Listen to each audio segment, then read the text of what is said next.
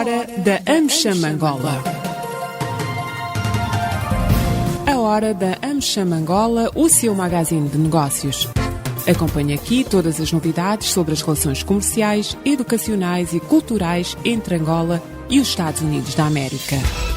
A AmCham Angola está afiliada à Câmara de Comércio dos Estados Unidos da América, a maior organização de negócios do mundo, representando mais de 3 milhões de empresas em vários setores e países.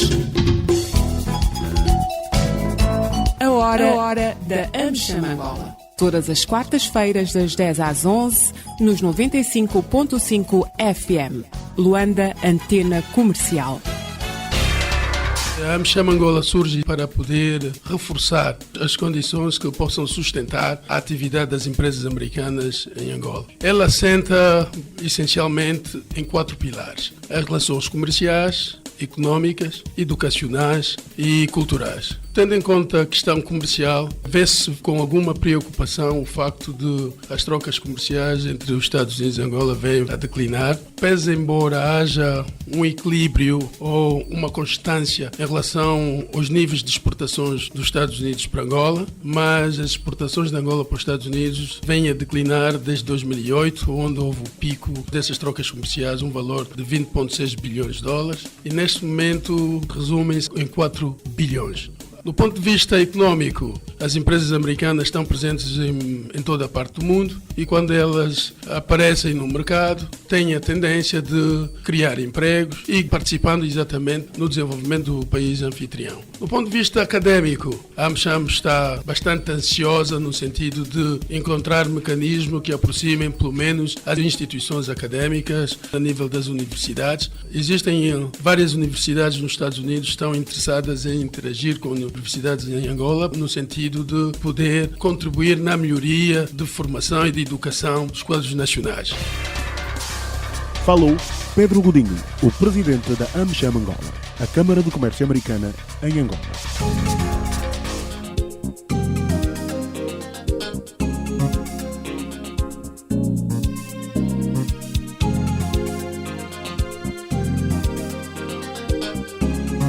Estimados ouvintes da LAC, votos de muito bom dia, sejam bem-vindos a mais uma edição da Hora da AmCham, o programa de rádio da Câmara de Comércio Americana em Angola. Como é habitual, na primeira quarta-feira de cada mês temos o nosso painel de análise à economia e hoje temos connosco o engenheiro Pedro Godinho, presidente da AmCham Angola e empresário.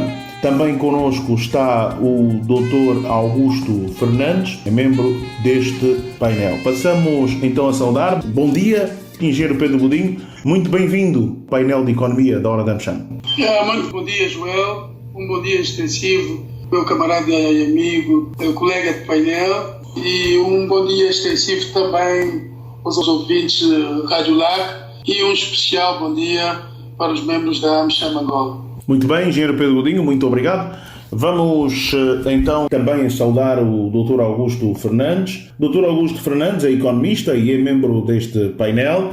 Dr. Augusto, muito bom dia, bem-vindo mais uma vez aqui ao painel de economia da Hora da AmCham. Bom dia, Joel. Bom dia, o engenheiro Pedro Godinho. É sempre um prazer, já estava com saudades do engenheiro, nunca mais tínhamos estado juntos. É sempre uma honra estar aqui ao lado do engenheiro. Bom dia aos ouvintes da LAC e toda a equipe de produção, Joel. Muito obrigado, Dr. Augusto Fernandes. O António Santos agradece que está religiosamente connosco em todas as quartas-feiras, das 10 às 11 horas aqui na LAC, nas edições do Hora da AmCham. Hoje vamos efetivamente trazer um tema que já foi debatido na vertente petrolífera no painel de petróleo e gás, mas agora vamos olhar para a vertente de diversificação da economia aqui com o nosso painel de economia.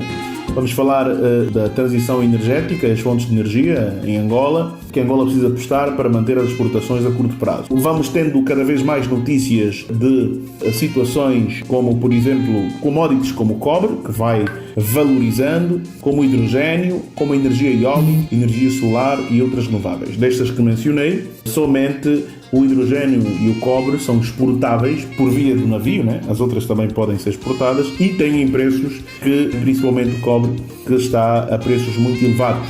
E vamos começar para olhar aqui, dando uma notícia, que a Total, esta semana, se transformou em Total Energies. Transformou-se em empresa de energia.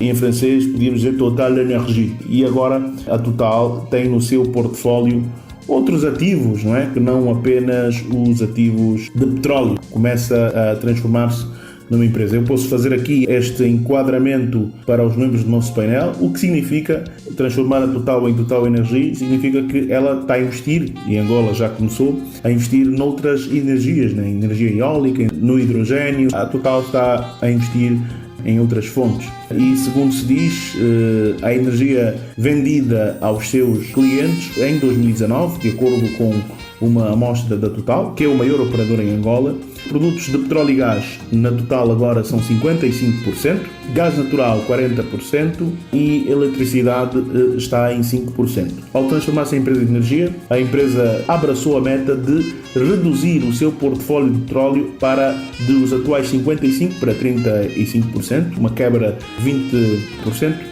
Também vai ter algumas renováveis, mas ainda muito timidamente. O gás natural vai crescer, vai investir mais no gás, vai crescer dos atuais 40% para 50%. A eletricidade vai sair dos 5% para os 15%. Em 1%, menos de 1%, coloco aqui combustíveis renováveis e também outros gás renováveis. O que este movimento a nível mundial vai chamando a atenção, porque há países que já tomaram a decisão de proibir a circulação de viaturas que tenham motores a combustão e vão apostando mais nas bombas de eletricidade e as bombas também de hidrogênio. No fundo, a matriz energética mundial está a mudar. Mas em Angola já há investimentos e ficamos a saber, por via do Jornal Expansão, que as multinacionais estão agora à espera do modelo de contrato que vai ser utilizado no setor da energia. Por exemplo, a Eni, a Total e a Sonangol já têm investimentos e há algumas questões que vão se colocando. De acordo com a fonte do Ministério de Energia e Águas, falou com Expansão, ficamos a saber efetivamente que pretende-se, por exemplo, ter um contrato que resolva o problema das divisas. Por exemplo, embora o governo comprou a energia que essas empresas vão produzir em Angola, mas é necessário garantir que, caso o governo não pague 3 meses, quem é que vai pagar? O acesso a divisas para exportar os lucros e, provavelmente, o contrato vai ter que estar numa moeda convertível. É necessário, resumidamente, criar um modelo de contrato que seja modelo atraente e bom para que as empresas de petróleo e gás coloquem Angola no mapa dos seus investimentos em energias renováveis. Eu começaria pelo engenheiro Pedro Godinho, é a sua área, olhando para esta questão e para estes temas que fomos levantando e pegamos no nosso maior operador como exemplo, em que produtos, para além do turismo, que o engenheiro fala sempre e já lá vamos falar, mas em que produtos, por exemplo, commodities, para além daqueles que aqui mencionamos, Angola deve apostar? Angola tem que tirar vantagens do momento em que nos encontramos hoje a nível global. Todas as atenções estão viradas para as energias renováveis e mesmo as grandes multinacionais estão a metamorfosear-se em busca de suporte, sustentação futura, de garantia da sua sobrevivência. Porque há uma meta já definida, 2050, pretende-se que por essa altura a emissão de carbono esteja a nível zero, portanto as empresas têm que se adaptar. E quando vimos que de facto as majors que já estão presentes em Angola têm interesse em investir nas renováveis, nós devemos correr o quanto podemos no sentido de criarmos a legislação necessária para atrair esses investimentos por parte das multinacionais. O petróleo como commodity já era. Neste momento estamos a viver a fase de transição. Respondendo à tua pergunta, eu acho que tudo que seja viável para a economia de Angola é importante. Matéria-prima agrícola, mineral, agroindústria e também, como não podia deixar de ser, porque para mim, depois da agricultura e o retalho, o turismo é exatamente o setor que consegue presentear os países que o praticam de forma intensa com receitas incomensuráveis. Só para dizer que de cada 10 trabalhadores, pertence ao setor da hotelaria. E nos momentos áureos da economia global, o turismo chegou a ombrear e a competir no mundo do oil and gas. Houve alturas que o turismo foi capaz de produzir muito mais receitas do que o setor do oil and gas. É um potencial. Podemos atualmente não encararmos o turismo de forma rentável hoje por causa da situação, mas uma das coisas que caracteriza o homem é adaptar-se às circunstâncias. Nós vamos ser capazes de conviver com o Covid e encontrar soluções para minorar o seu impacto na vida dos cidadãos e também na economia. Respondendo à sua pergunta, depois da agricultura, o turismo vem a seguir. O país tem que apostar nesse setor, porque os dados estatísticos demonstram que países que apostaram no turismo são naturalmente bem-sucedidos e Angola deveria fazer parte dessa lista desse país, porque Angola possui condições turísticas sem iguais comparado com muitas potências turísticas do mundo. Logo a seguir, surgiu a era de conversão. Todas as companhias do setor oil and gas lutam para converter.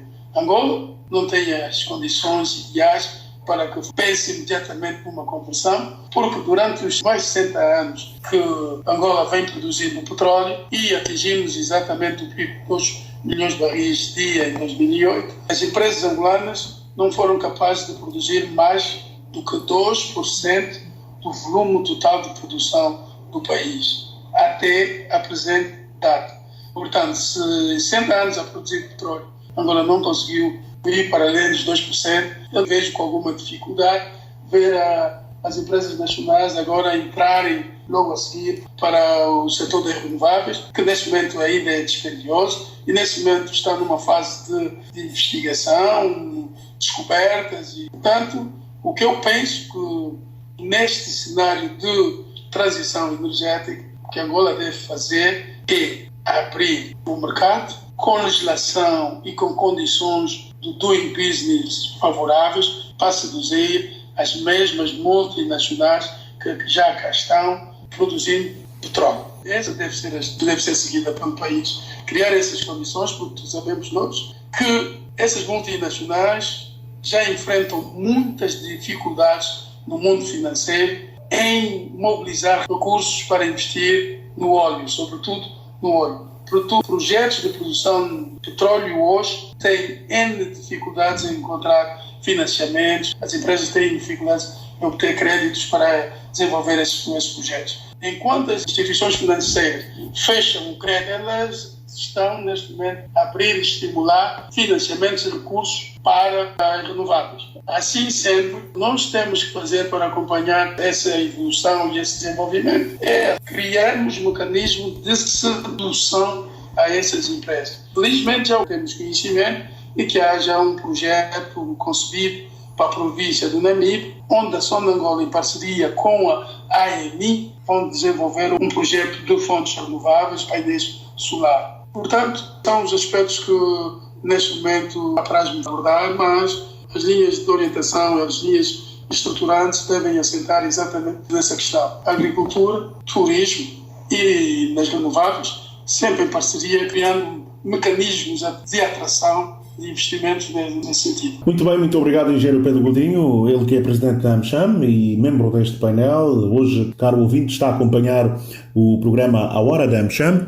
Vamos chamar à conversa o Dr. Augusto Fernandes. O Dr. Augusto Fernandes é economista, auditor e, naturalmente, vem dando a sua opinião. Dr. Augusto Fernandes, aqui no nosso painel gostávamos que hoje olhasse para o seguinte: que produtos acredita que valem a pena o país exportar? Há um produto que muito pouco se fala, mas já vi um artigo do economista Otaviano Canuto e também do pesquisador de desenvolvimento económico Fernandes Vanda a dizerem que o cobre é o novo petróleo, não é? Que se o cobre poderá ser o novo petróleo, o que é que o executivo pensa fazer? É a pergunta de Fernandes Vanda. Fala-se também no hidrogênio, que vai mover grandes coisas, e também nas renováveis, que já atrai algum investimento. Eni, Sonangol e Total já têm projetos de investimento para estas renováveis em Angola e, naturalmente, agora aguardam pelo modelo de contrato. Já a seguir vamos falar que tipo de modelo de contrato de facto é necessário, mas é uma pergunta que vou colocar a seguir. Agora eu gostava que o Dr. Augusto explicasse mais ou menos em que commodities devemos apostar.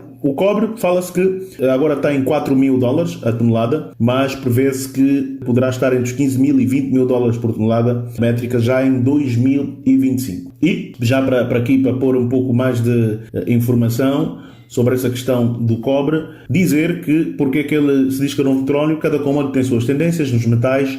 O ciclo de alta deve persistir no cobre, que tem um bom uso em carros elétricos e pode ser o novo petróleo. Mas diz-se que a recuperação verde pode alterar o cenário do cobre, mas para já prevê-se que o cobre é o novo petróleo. Está agora perto dos 5 mil dólares por tonelada métrica e prevê-se que chega aos 15 a 20 mil dólares por tonelada. E um dado importante sobre o cobre, dizer que em Angola há sinais de que tem a possibilidade de termos na mina de cobre de Mavoio, né, na província do Ije, que diz-se que poderá começar a produzir já em 2023. Há também indício de que possa existir cobre e este poderá também ser exportado. Mas, Dr. Augusto, vamos começar do início. Para onde olhar? Cobre, renováveis, a agricultura e outros setores, mas para ter volume de receita idêntica do petróleo, onde é que Angola deve olhar no curto prazo? Estamos primeiro a olhar para aquilo que é a magnitude que o petróleo representa hoje para aquilo que são as exportações angolanas. Nós, quando olhamos para as exportações angolanas antes do início da crise, estamos a falar de 2013, vimos que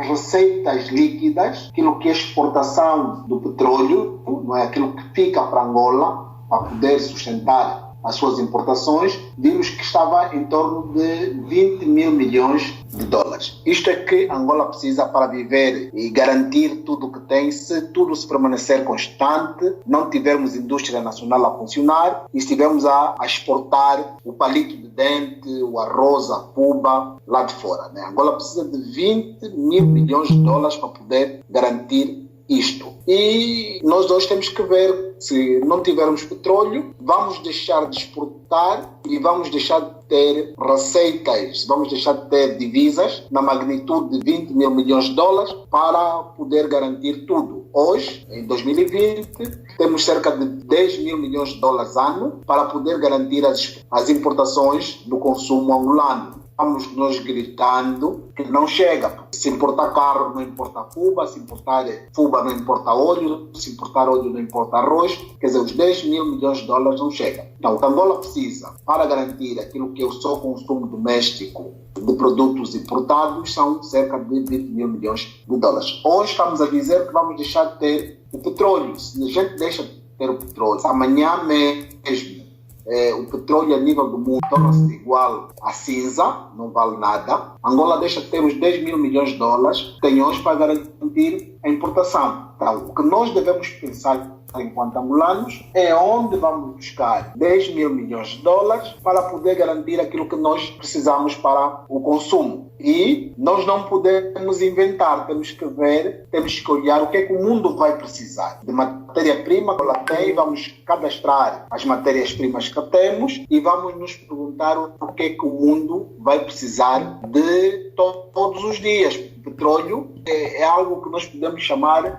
na indústria consumível. É aquilo que todos os dias se produz. Se não tem petróleo, não há consumo. Agora, indo naquilo que é a questão que o João me coloca do cobre, eu acho que o tempo de vida útil do cobre não permite nós olharmos para o cobre como o tal produto que vamos ter que vender todos os dias. Bem verdade que prevê-se que a substituição, a energia necessária para mover o motor deixa de ser a gasolina, o gasóleo, o jet, entre outros, e passa a ser a energia elétrica. As pessoas estão a pensar que o cabo de energia elétrica com cobre vai ter alguma procura. Vai sim, senhora, ter procura no primeiro ano. Porque no primeiro ano, vamos supor que eu estou em Angola e que agora os carros que movem-se nas ruas de Angola precisam se mover a energia. Quer dizer que eu vou fechar as bombas de gasolina e vou criar, a nível do território angolano, pontos de abastecimento ou de carregamento dos carros elétricos. É lógico que nessa altura eu vou precisar de cobre para poder fabricar os cabos elétricos e poder criar os pontos de abastecimento. Mas esses pontos de abastecimento vão durar 20 anos ou vão durar o mesmo tempo de vida útil do cobre. No ano seguinte já não se vai procurar tanto cobre quanto se procurou no ano N-1. Doutor Augusto, só uma nota.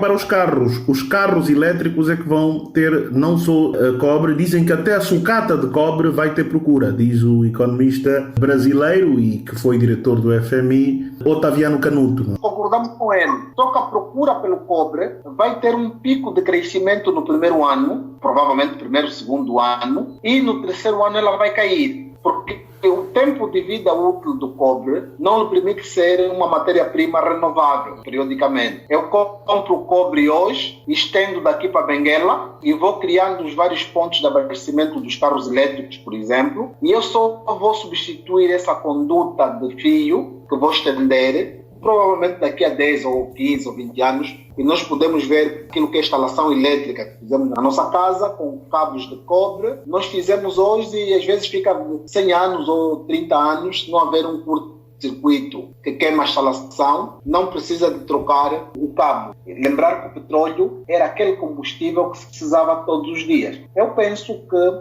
a nossa maior luta deve ser descobrir o que é que vai mover os motores. É a energia, de facto, já está aí quase patente, são os carros elétricos que vão predominar. Na aeronáutica, vimos que está-se a falar aí de reciclagem de óleo de cozinha para ser utilizado nos motores de avião. Quer dizer, então o mundo também ainda não está definido com aquilo que, de facto, será a matéria-prima mais procurada. Porque nós temos que saber qual será a matéria-prima mais procurada e saber se nós temos essa matéria-prima em solo angolano. Aí sim, identificada essa matéria-prima, já podemos dizer que vamos canalizar o investimento para a transição nesta matéria-prima e descobrir quais são as multinacionais que estão interessadas, conforme disse o engenheiro Godinho, e muito bem, elas já estão cá. Vamos ter uma política de charme com essas multinacionais que já operam e vamos dizer, o mundo vai precisar desta matéria-prima. Nós, governo,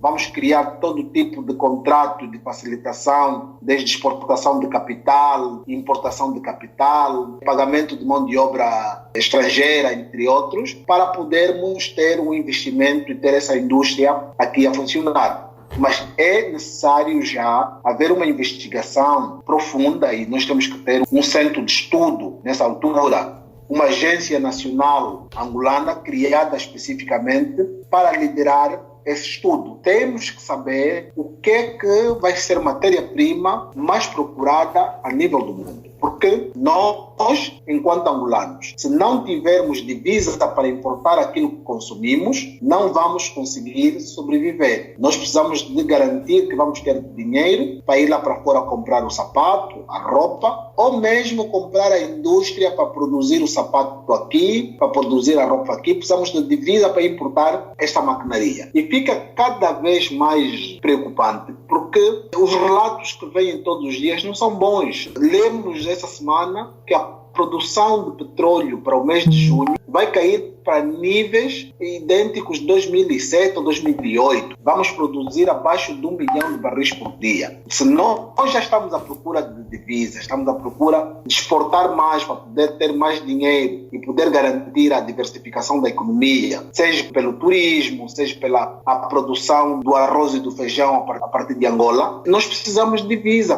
Para a indústria do turismo poder funcionar, precisamos de fazer algum investimento lá onde temos as cachoeiras, precisamos de fazer investimento em Okavambo, em Zambeze, lá onde temos as bacias hidráulicas, seja onde for, precisamos de fazer investimento para que o turismo aconteça. Mas para podermos fazer esse investimento ainda precisamos de divisa. E esta divisa, o petróleo já está a dar mostras que já não consegue trazer. Se não consegue trazer, é preciso um grupo de investigadores começar a investigar o que é que de facto o mundo precisa, que os solos angolanos têm, que nós podemos exportar lá para fora e podemos ter divisa. Se a gente não conseguir fazer esse estudo, vamos continuar aqui à espera que o mundo nos diga o que é e nós, de facto, depois acordarmos. Isso leva muito tempo, não temos tempo para isso. Muito bem, Dr. Augusto Fernandes. Bem levantado. Sim, engenheiro, tem alguma inquietação? Sim. Eu gostaria de acrescentar aqui. De facto, é uma preocupação hoje. Mas a saída da crise que o país hoje encontra-se inserido passa necessariamente por uma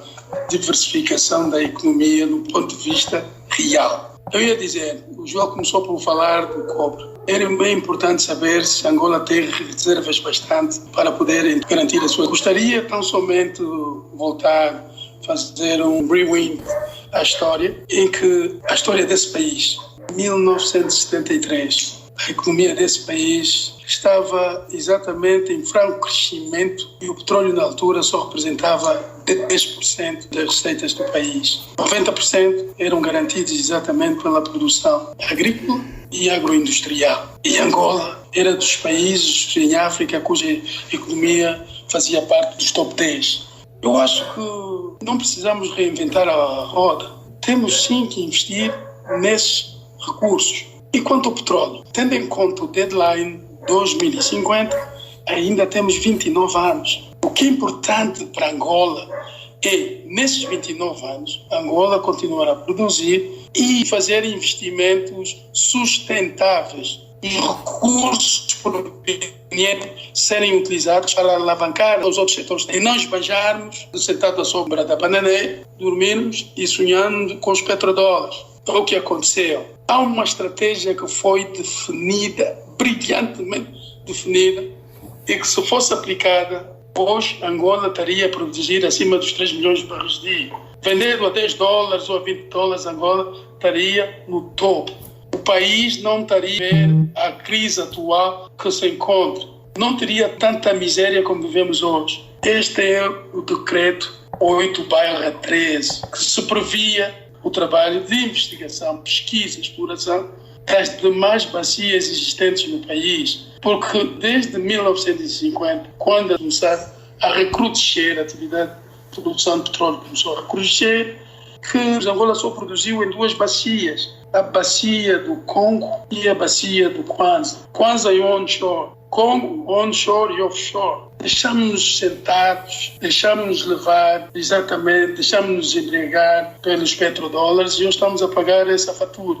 E já na altura, em 2013, se previa esse cataclisma que Angola está a viver. É importante, para além de nos preocuparmos tão somente definimos estratégia, definimos, olha, que produto é que vai facilitar, que caminho devemos seguir, ouvir, dar ouvidos a daqueles que sabem. E temos que começar a acreditar nos nossos quadros, porque se de facto esse projeto fosse vendido lá de fora, esse projeto estaria aplicado. E então é importante ver isso. E o que é que o decreto 8/13 definia? Uma estratégia que permitiria explorar as demais bacias e ver que potencial essas bacias representavam.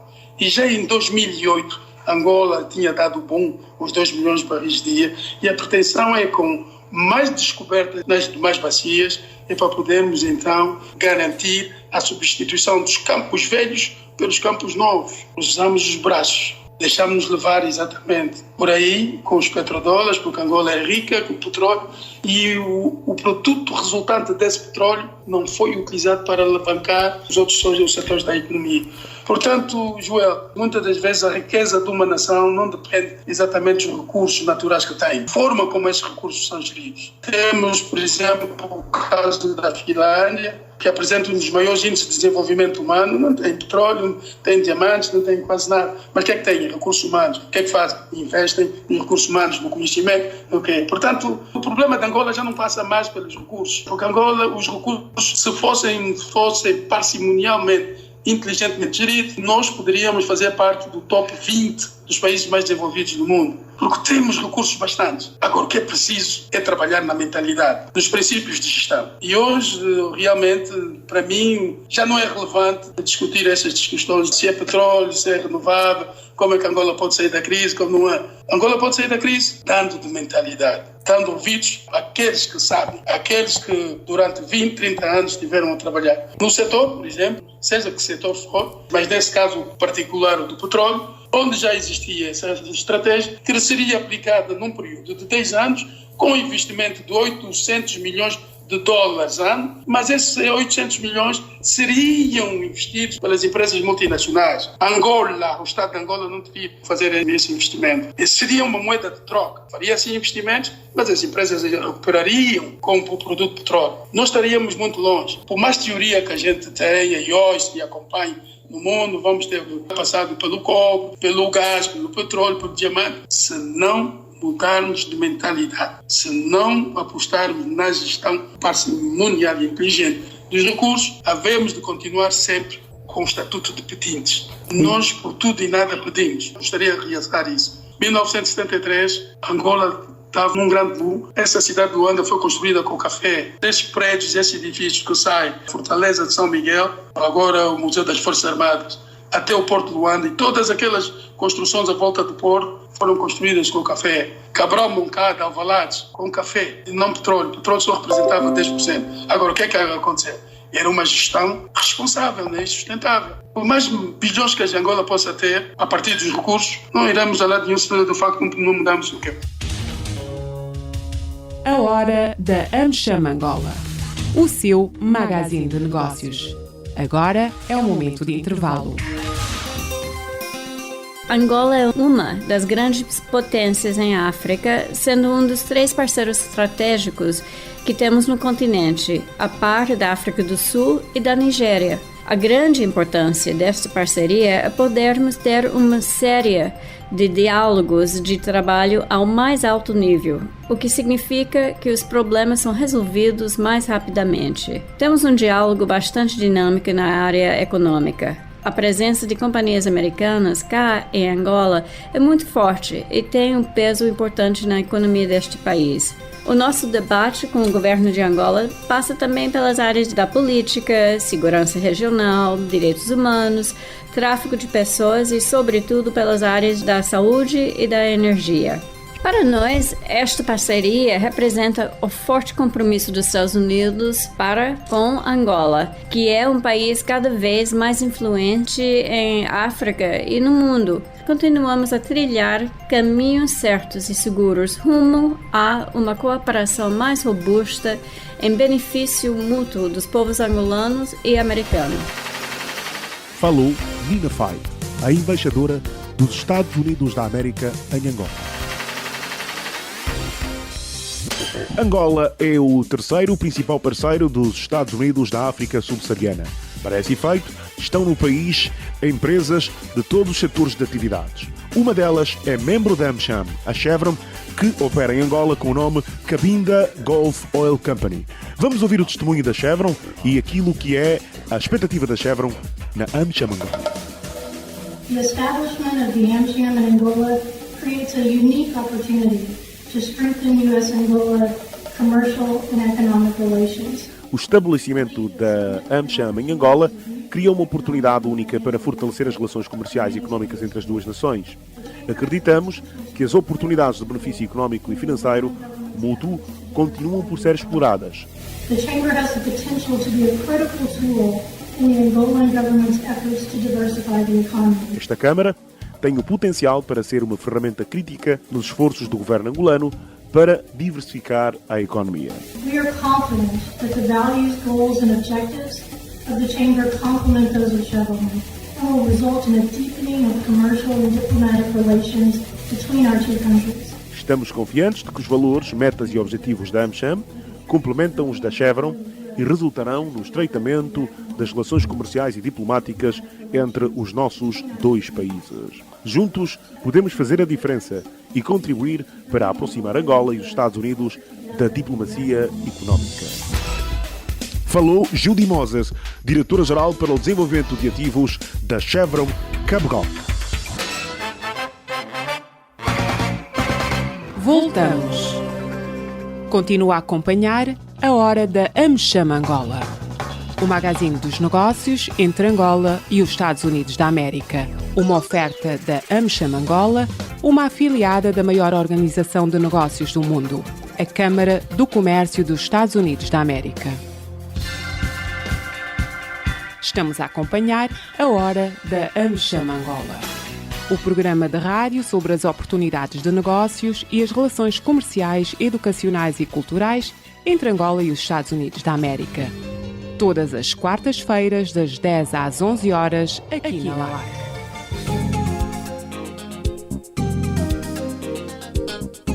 Hoje, caro ouvinte, está a acompanhar o programa A Hora da AmCham.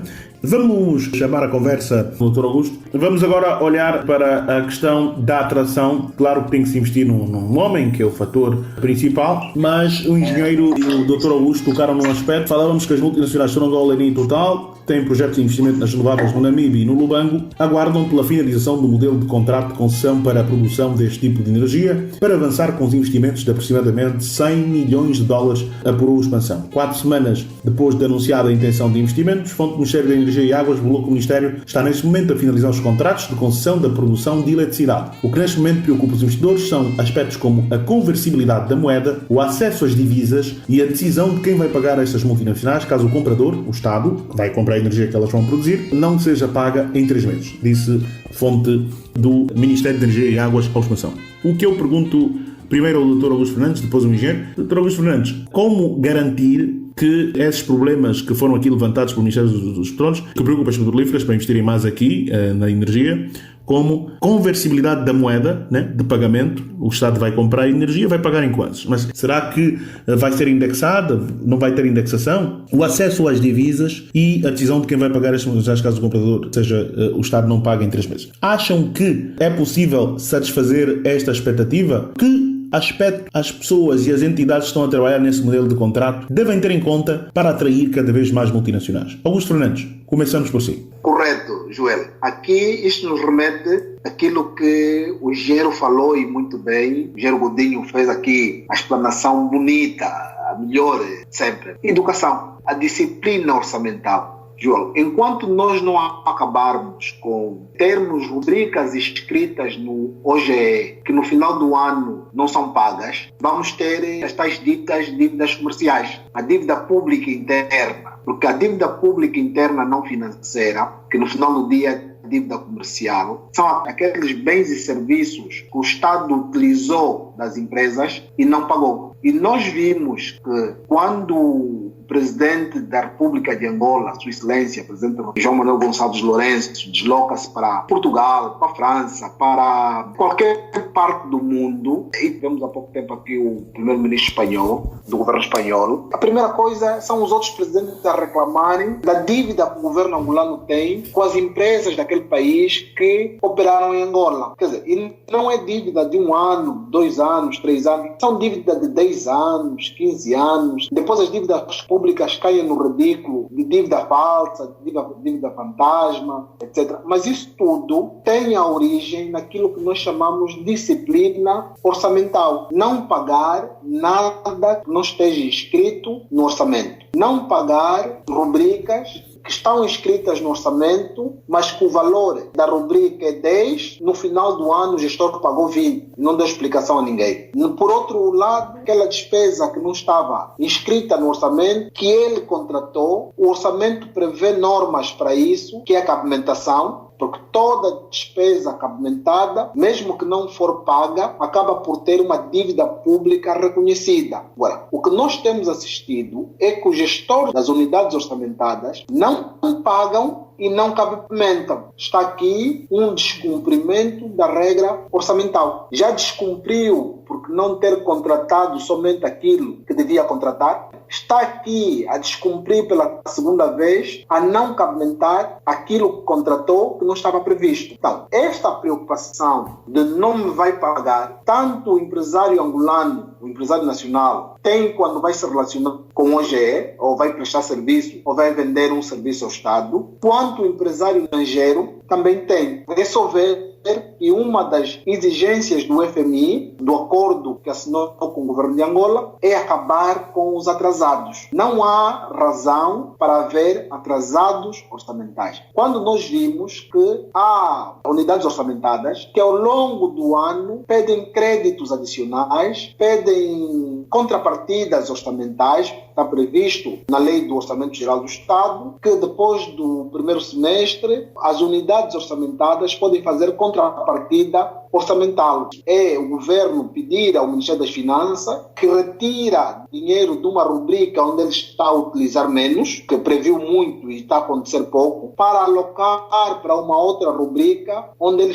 prevê que no segundo semestre vai gastar mais, porque já o primeiro semestre, ao meio do ano, já acabou por consumir quase todo o orçamento. Então, essas manobras dentro do orçamento, que são as contrapartidas orçamentais, os créditos adicionais, existem, fazem com que o gestor não precise descumprir as normas para poder inscrever novas despesas ou para poder realizar despesas que aparecem momentaneamente. Não é que quando nós dependemos do orçamento, defendemos que a margem de erro do orçamento não pode ser acima de 5%. Nós temos registrado em Angola margens de desvios de pagamento acima daquilo que foi planificado a mais de 50%, a mais de 30%, a mais de 40% do orçamento inicial. É muito mal. Então, aqui dizer que essa questão da desconfiança na relação comercial tem de acabar. E só vai acabar quando o governo começar a honrar com seus compromissos. O governo utilizar o bem e serviço a crédito dos empresários e honrar com o pagamento. É factual que o governo honra com o serviço da dívida e quando não está a honrar com o serviço da dívida externa, pede moratória, fala com os credores, pede desculpas. Mas quando isto é com os fornecimentos de serviço terceiro ou com a dívida comercial com as empresas angolanas, o governo corta a comunicação, não fala com as empresas, arroga-se mesmo aí para a imprensa e dizer que a vossa dívida é falsa. Então, o empresário, de alguma forma, está a ouvir isso a toda a dimensão, nacional e estrangeiro, e fica com essa pulga atrás da orelha, com desconfiança, quando o lema é vender um bem ou um serviço a crédito ao governo. O governo acaba por estar amarrado e só fazer compras a pronto pagamento. Como sabemos, entrando aqui na questão do tema de energia elétrica, a nossa Constituição remete este bem como um bem de domínio público. As barragens têm que ser do Estado, as fábricas ou as indústrias que produzem energia é do governo. Não temos aqui espaço para privado vender diretamente energia ao setor privado. Ou seja, quando um privado tem uma mini hídrica, se for o caso, construir uma barragem por questão de consignação, você vai construir, é do Estado e você vai explorar, que é aquele sistema BOT. Aqui o privado vai ter que colocar a energia na rede pública e quando coloca na rede pública, encontra aí a ENDE, que é a dona da rede pública. No final do dia tem que ser a ENDE a comprar a energia e depois a ENDE e vender a energia ao consumidor final. Se nós não tivéssemos a questão da subvenção dos preços, se o preço da energia elétrica fosse um preço livre, nós hoje não estaríamos a discutir determinadas cláusulas. Era eu, produtor de energia, ou a ENI que vai produzir a energia, vender diretamente a energia ao povo do Namíbia. Se tivesse que exportar para a África do Sul ou para a Namíbia, exportava energia para a Namíbia e, vendendo energia na Namíbia, recebia o pagamento em divisa e provavelmente não estaríamos a discutir aqui se o BNA tem divisa para fazer o pagamento das prestações de crédito no exterior ou para a devolução do investimento no exterior. Quer dizer, há discussões que só acontecem por conta da centralização ou não deixar o mercado livre. Se nós deixarmos o mercado de energia livre, se nós deixarmos que o preço da energia seja livre, há muitas cláusulas que está-se a discutir nesse contrato que perdem razão de serem discutidas. Mas enquanto o Estado for a única entidade que tem o direito de levar a energia à casa das famílias, todo e qualquer produtor de energia vai ter que vender energia ao Estado. E vendendo ao Estado, o Estado não tem dinheiro ou não consegue honrar com o pagamento de todas as despesas de bens e serviços inscritas no OGE. Aqui dizer que a reclamação da ENI neste ponto é legítima e é justa e é atual. Está dentro do contexto. Então, o que nós podemos fazer para que os atrasados não aconteçam é, de facto, o governo de Angola honrar com compromisso que vai firmar, que é comprar essa energia, porque no preço da energia nós temos duas componentes. Uma componente que é o preço que o consumidor final, nós as famílias da nossa casa pagamos. A outra componente é a subvenção do valor que o governo também paga por nós famílias termos energia em casa. Por vezes nós pagamos a ENDE o nosso valor, mas o governo não paga aquele valor, porque arroga-se, porque acha que não deve pagar. Então, as produtoras de energia estão preocupadas com isso, porque estamos a dizer que é uma energia que vai ser vendida no território angolano. Se vai ser vendida no território angolano, o comprador de energia é o governo ou a empresa pública de energia. E a empresa pública de energia depende de uma componente que é a subvenção do Estado, que atrasa. É só olhar para o relatório de conta das empresas públicas do setor de energia, podemos ir para o relatório da ENDE, e olhar e vais ver a quantidade de dívida que o governo tem com a ENDE no quesito ou na rubrica de subvenção de energia. Dá a entender que na maior parte dos anos, ou quase todos os anos, 90% daquilo que é subvenção, o governo não entrega à empresa de eletricidade. E é lógico que essas multinacionais não gostam desse tipo de trabalho, são empresas onde no seu país há normas e procedimentos de pagamento de fatura. As faturas não podem ficar penduradas por mais de 15 dias, cria problemas de tesouraria. E quando se deparam com situações como de Angola, onde as faturas ficam penduradas às vezes por 10 anos, elas não conseguem sobreviver, porque esses 100 mil milhões que vai ser investido, ou que se pretende investir no Namíbia, elas vão tomar de crédito num banco lá fora e que precisa todos os meses ser pago o serviço da dívida, que é o capital e o juros. Se o governo de Angola não lhe paga os quantos, vai depois ir junto do BNA ou junto do Banco Comercial, que vai interceder junto do BNA para poder comprar as divisas e mandar lá para fora e fazer o pagamento no serviço da dívida, fica de facto essa multinacional conotada lá fora como incumpridora, colocada na lista vermelha dos caloteiros e não tem dinheiro disponível para outros projetos que querem levar às vezes para outros países. Estamos a falar de multinacionais, empresas que estão espalhadas às vezes em mais de 50 países, em mais de 100 países do mundo. Elas não podem condicionar as operações que têm no resto do mundo por conta da indisciplina orçamental do governo de Angola. Então, aqui dizer, fundamentalmente, que o segredo, e isso leva tempo para se ganhar confiança, é a questão da disciplina orçamental. Muito bem. Essas empresas... Muito bem, Dr. Augusto Fernandes, muito obrigado por este esclarecimento. Vamos também ao Engenheiro Pedro Godinho. Engenheiro Pedro Godinho é empresário, trabalha com as multinacionais. Que aspectos devemos colocar nesses contratos para tornar o país mais atraente para investimentos no setor elétrico de multinacionais que já estão a investir em Total e Sonangol, né? E aqui, como disse a expansão, a fonte do Ministério de Energia e Águas, o que neste momento preocupa os investidores são aspectos como conversibilidade da moeda, em que vai ser pago, o acesso às divisas e a decisão de quem vai pagar a estas multinacionais caso o Estado, o comprador da energia por si produzida, não pague em pelo menos 3 meses. Como um homem de negócios, o que acha que pode ser feito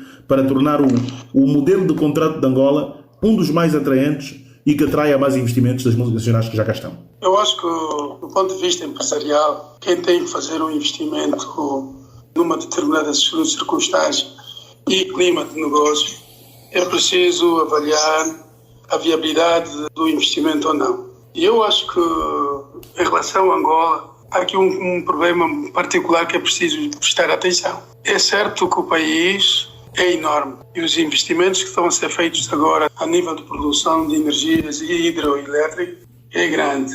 Mas, neste momento, a energia não chega a determinados pontos do país por dificuldades e por não implementação dos projetos de transporte e distribuição. Porque, neste momento, a barragem do Lauca não tem as suas turbinas geradoras de energia a funcionar a 100%. Estão ociosas. Salvando qualquer falha que eu possa cometer agora, tenho a impressão que há 1 ou 2 turbinas em estado de ociosidade. porque nesse momento o país tem a capacidade de produzir mais energia do que está a consumir agora. Não diria do que está a consumir agora, mas a energia, a capacidade da barragem é tão grande que as de transporte de energia elétrica não estão no lugar, não estão construídas. As infraestruturas de distribuição de igual modo. Portanto, por aí, eu penso que antes de Angola partir para um compromisso desse, numa altura tão difícil para a sua economia, eu não acredito que haja alguém hoje em Angola capaz de dizer que um compromisso desse género seja viável. Acredito que neste momento o país não está em condições de envolver-se num compromisso como este, porque as poucas fontes de receitas em divisas, de captação de divisas ao petróleo e com os atuais níveis de produção não facilitam muito. Por um lado, o preço do petróleo está em alta, hoje está a $70, mas, Joel, tudo pode acontecer. E o preço está em $70 porque a Arábia Saudita decidiu cortar diariamente 1 milhão de barris dia. Se por um acaso a Arábia Saudita chegar a um ponto de insustentabilidade e que volta a produzir esse 1 milhão de barris dia, o preço do petróleo vem em queda livre e a sua queda é exponencial. Qualquer compromisso que Angola tem a assumir nessas condições, dependendo de divisa, e cuja única fonte de divisas é o petróleo, tem que ser cautelosa. E eu penso que neste momento não é ainda a hora para Angola entrar exatamente para esse tipo de compromisso. Eu corroboro 100% o Dr. Augusto Fernandes diz que naturalmente se Angola entrar, terá que cumprir, e naturalmente que essas multinacionais não entram para perder, querem o seu dinheiro pago. E Angola não tem condições para assumir esse tipo de compromisso. Se há essa possibilidade, já está instalado, já existe, desses grupos geradores que estão agora ociosos, de produzir mais energia e responder às necessidades de energia do país. Então, vamos investir aí, que é uma resposta imediata às necessidades, porque já há essas condições instaladas. Não devemos esquecer também que temos o projeto do ajusante, que é o da construção de outra barragem, Caculo-Cabaça. Isso deveria potenciar ainda muito mais. Eu penso que para aquelas províncias que puderem beneficiar da energia produzida pelas barragens de Cambambe, Capanda, Lauca e futuramente o Caculo-Cabaça, vamos apostar aí. Devemos que nos endividar, vamos nos endividar para garantir exatamente a distribuição. Portanto, para aquelas províncias que estão mais a sul, mais distantes dessas infraestruturas, então aí devemos recorrer às renováveis e é preciso analisar o potencial, a capacidade de geração de receitas para poder entrar num compromisso como esse. Vamos ser realistas. Se Angola neste momento não tem a capacidade de responder com realismo e ser capaz de cumprir com um compromisso exigido por essas multinacionais, então melhor é pôr o projeto on hold, pôr o projeto em stand-by, de modo a aguardar pelos melhores momentos. Nós não precisamos de correr e nós temos muito potencial a partir dessas barragens.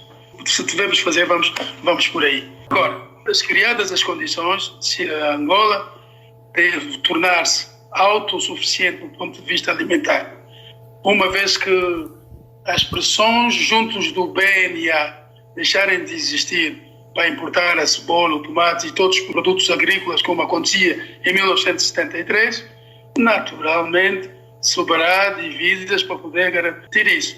Eu penso que até agora ainda não chegamos a essa fase da autossuficiência alimentar no país, de modo que as divisas vão ser muito necessárias, haverá sempre uma avidez a essas divisas e, sobretudo, naqueles momentos em que o preço do petróleo ou a produção estiver em baixo. Muito bem, Engenheiro Pedro Godinho, muito obrigado pela sua contribuição. Também agradecer ao Dr. Augusto Fernandes, já esgotamos o nosso tempo. Agradecer a presença de ambos. Engenheiro Pedro Godinho, muito obrigado por mais essa participação.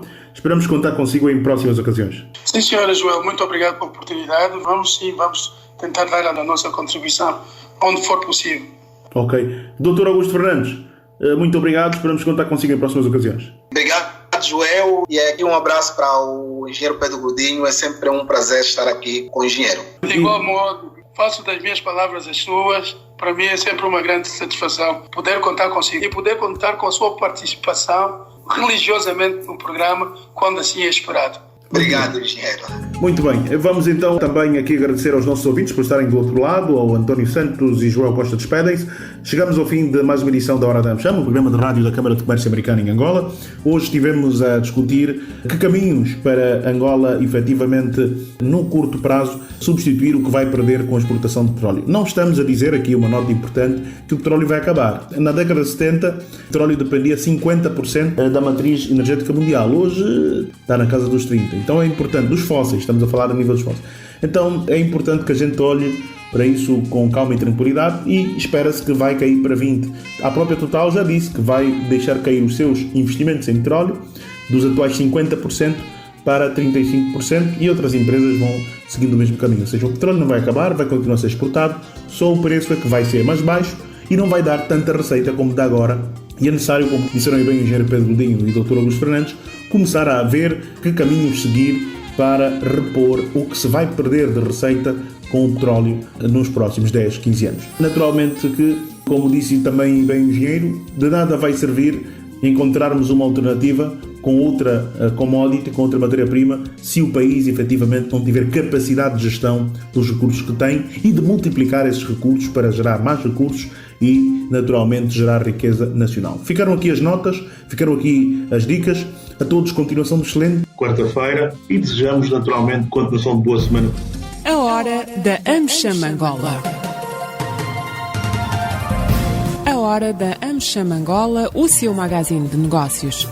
Acompanhe aqui todas as novidades sobre as relações comerciais, educacionais e culturais entre Angola e os Estados Unidos da América.